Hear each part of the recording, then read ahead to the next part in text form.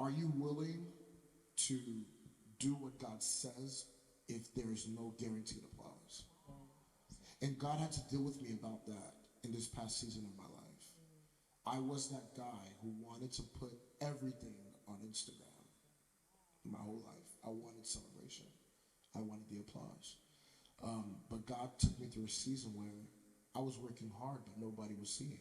Or they saw, but they just wasn't saying anything. There was no applause. And God had to deal with me on that. Like, does your satisfaction come from applause? From man?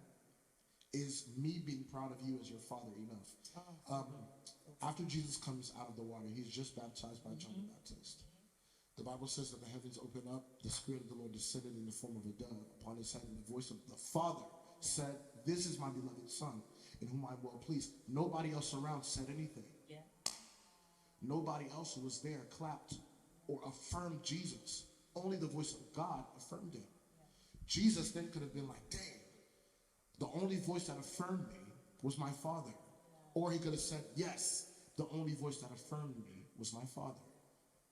And a lot of us are in a place where the voice of the Father affirms our identity, but we feel like we're doing nothing because the voice of those who are around us say nothing.